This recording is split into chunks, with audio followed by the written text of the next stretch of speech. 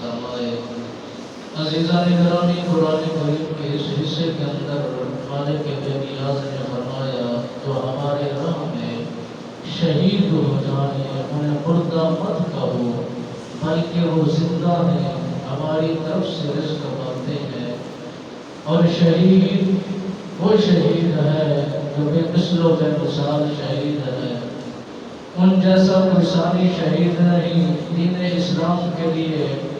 ان کی خدمات سر انجام دی گئی ہے، وہ لازوال ہے، بے مثل و بے مثال ہے۔ میرے آقا مولا صلی اللہ علیہ وآلہ وسلم سرکار نے فرمایا جو بندہ مومن اگر حالت مرض میں فوت ہو جائے تو اسے شہید کہا جاتا ہے۔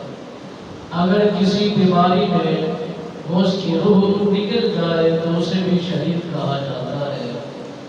اگر ایکسیڈنٹ ہو جائے وہاں پر بھی زندگیوں کی بازیاں انسان ہار جاتے ہیں،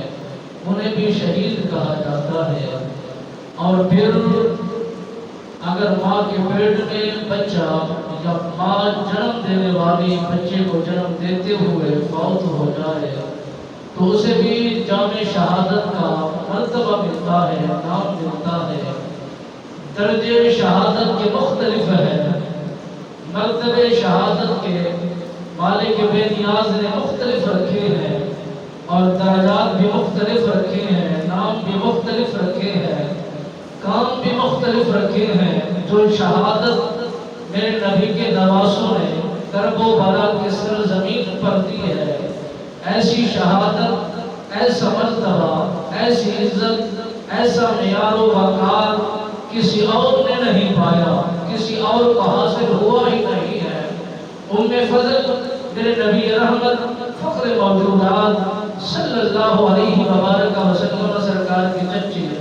آپ کی دربار میں حاضر خدمت ہوئی، عرض کرتی ہے آقا یا رسول اللہ صلی اللہ علیہ وسلم مجھے ڈر لگ رہا ہے، میں نے ایک عجیب و غریب خواب دیکھا ہے، میں ایسے کشمکش کی شکار ہو چکی ہوں، رات کی اندھیری رات میں جب سے میں نے وہ خواب دیکھا ہے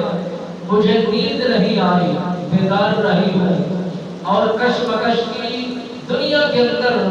میں کشمکش کا شکار بن کر رہی ہوں، اور مجھ پر وہ خواب اتنا مسلط ہو چکا ہے نہ بتا سکتی ہوں، نہ سنا سکتی ہوں، نہ ہی زبان حال سے کچھ بول سکتی ہوں۔ میرے نبی سرکار نے فرمایا کہ تو کوئی ایسا عجیب و غریب خواب دیکھ کے آئی ہے؟ عرض کرتی ہے یا رسول اللہ بہت ڈراؤنا خواب ہے، بہت تکلیف دینے والا وہ خواب ہے، جس لمحوں سے میں نے خواب کی کیفیت کو پایا ہے اس گھڑی سے لے کر آپ کے آنے تک میں بیدار رہی ہوں، میری